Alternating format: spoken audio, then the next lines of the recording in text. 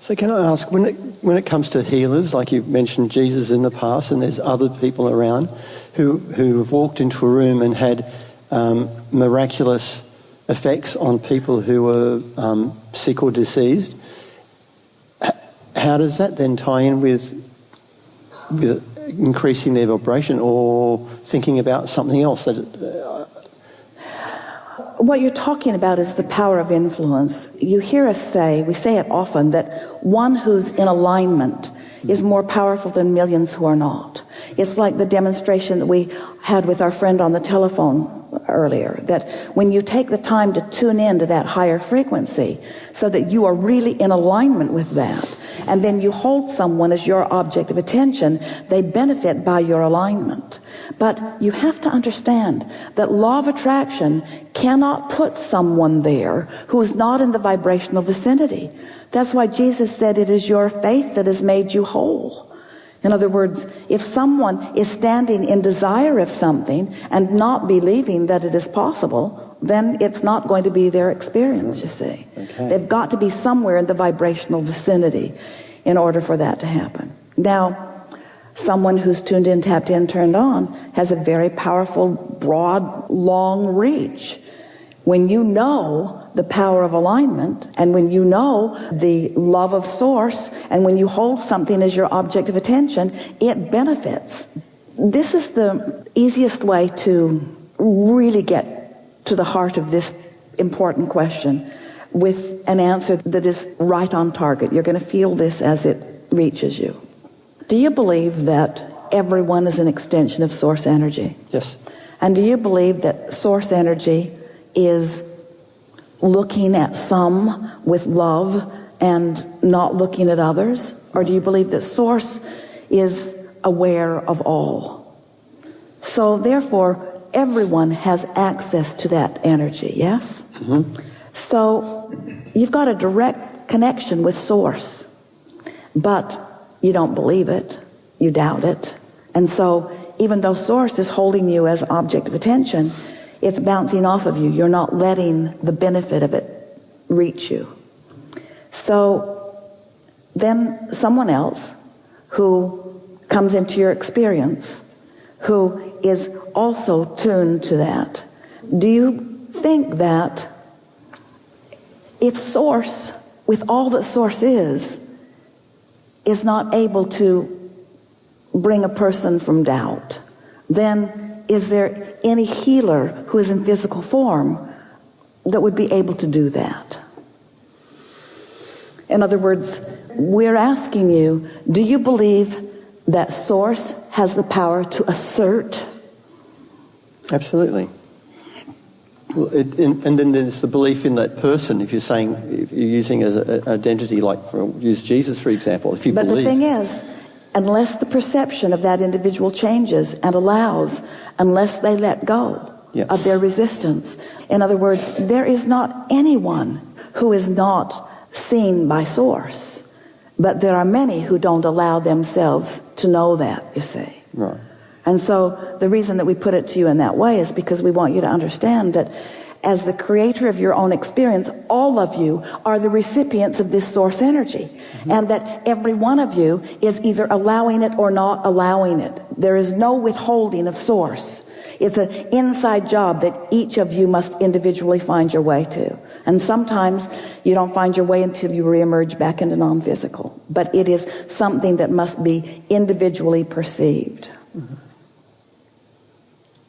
Okay. That might be a little upsetting to some humans because you want source to be so powerful that source can just zap you with knowledge. And we say, that happened when you made the decision to come here. All of you came knowing that you were extensions of that which is source energy. And so source never stops offering, but you've got to find some way to do step 3. That's really what we're saying. And so what healers do is that they offer such consistency of vibration that in time it causes those who have been resistant in nature to let go of the resistance and allow what was natural anyway. You follow? Mm. And you feel how the first part of your question answered the last part? If I don't take it in now, I will when I listen to the CDs. It's a bit hard for me to take on. I'm a bit in awe, but I have another couple of questions, if I may. Well, this one's a different subject. The more we focus on something, the bigger it gets.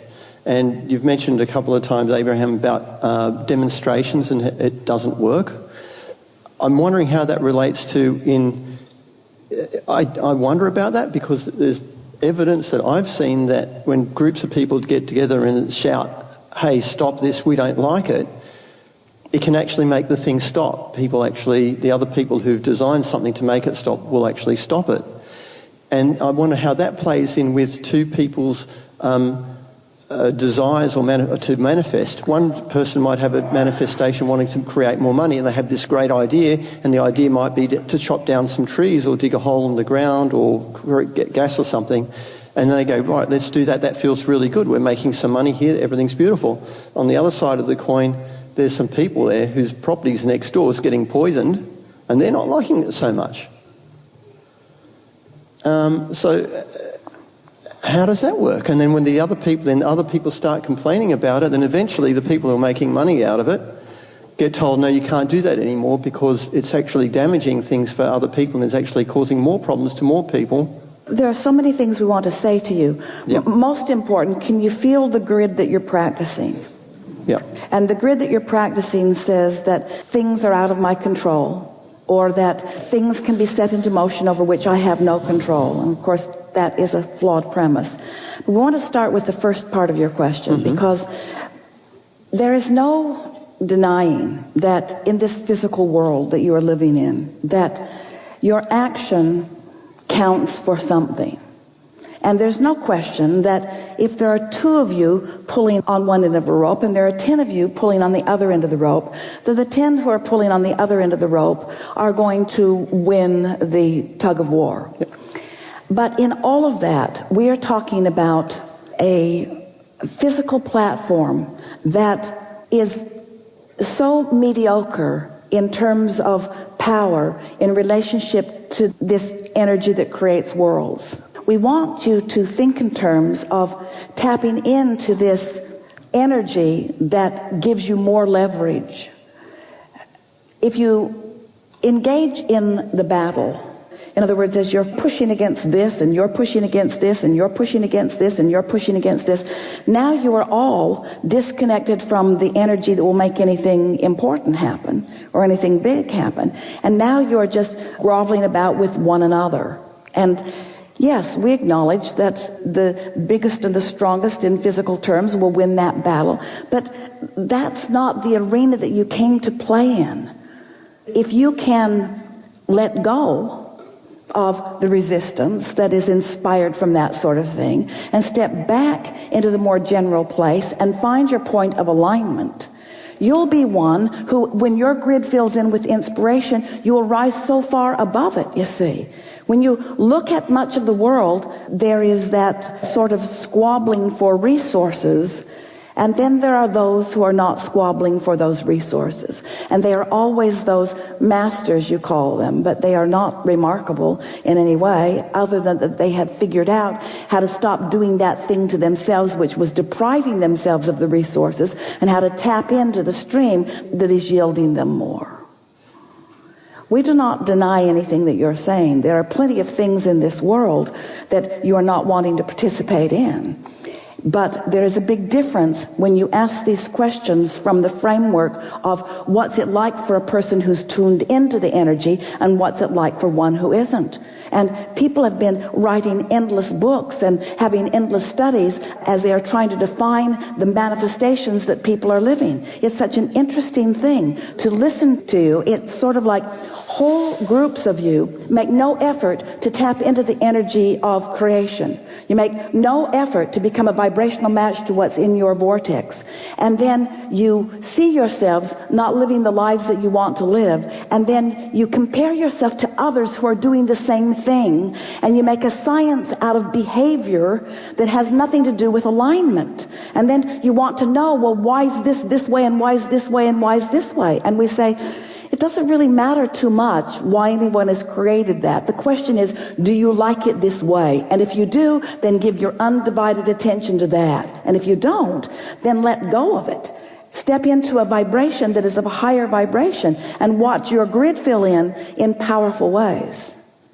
Don't you find it interesting, the difference in the way people are living their lives? Don't you find tremendous variables in what people are earning or in the way people are feeling?